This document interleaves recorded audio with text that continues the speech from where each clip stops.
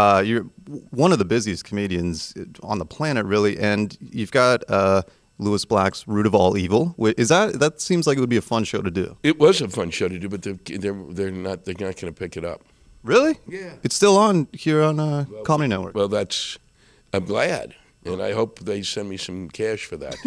So, no, I know they did. They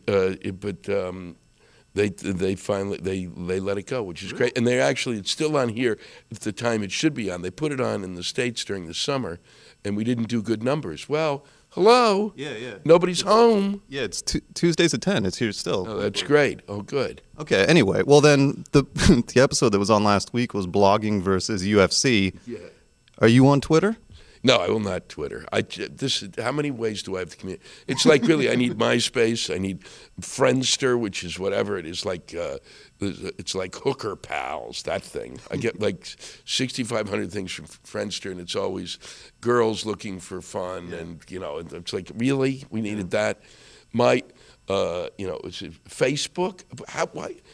And then I have email. And then I got texting. What else do I need to Twitter? Yeah. Do I need to find less of a way, only 150 characters? Is that piece of... Yeah. Yeah, really? So I need to also take a test? I have to communicate within a certain... It's nonsense. And these jackasses... Can you pick up a phone? Can you call? Yeah. No, I don't Twitter. No, so that's no. I haven't gotten on that yet. Better, because this is supposed to be the edge. Yeah, this whole interview will be Twittered. It better be Twittered. Now, are there any young comedians that are coming up now that you see that you think maybe one day they're kind of going to take over? Or Mike Wilmot. He's the Canadian comedian. I'm just saying that to screw with him because he's getting up there. That young comedian, Mike. Eventually, Mike will really be good. He's a good friend, and I think he's my favorite. Kathleen Madigan, who has been. What's sad is I think there's these great comics who have not been given their due yet. Like Kathleen Madigan to me is one of the funniest women around, and. I think that people should be paying more attention to her. I think she's brilliant. There's the younger ones. What's funny is a lot of the guys that I met early on broke, like Rob Riggle, who broke.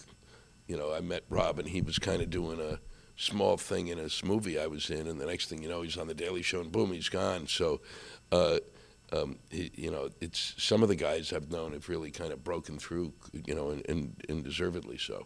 Nice. And one final question: we're a rock radio station, so are you a fan of the rock and roll, or what are you playing in your iPod?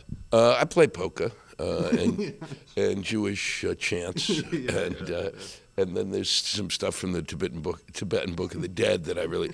No, I like rock. I have the tough thing with rock. What's murder is that coming out of the. Where radio was like insanely important in the late 60s and early 70s, where you kind of got, instead there were these independent stations, right. and you would kind of find music, and that's how I found music. And now I feel like some sort of, like a blind man with a stick poking it, was that it? So, yeah. And I stumble onto it. So the person I'm talking was mentioned, Nico Case. Yeah. So all of a sudden, I go online and listen to her, so we go, great, that's great. So I'm like, punch her in. She's the newest one I've got. I like that Lily Allen song, Fear. I thought it was terrific because I just think it's whenever somebody can nail something really quickly, and I think she's got some lines in there. They go, oh, that's great. Now I don't have to think about that anymore. She nailed that. All right. Well, thank you very much. It was great. Thank you. Thank you. Look forward to seeing you April 24th through 26th, and glad you keep coming back to Toronto because we've got a very large fan base here. Well, it's great. I'm always glad to come back. Lewis Black.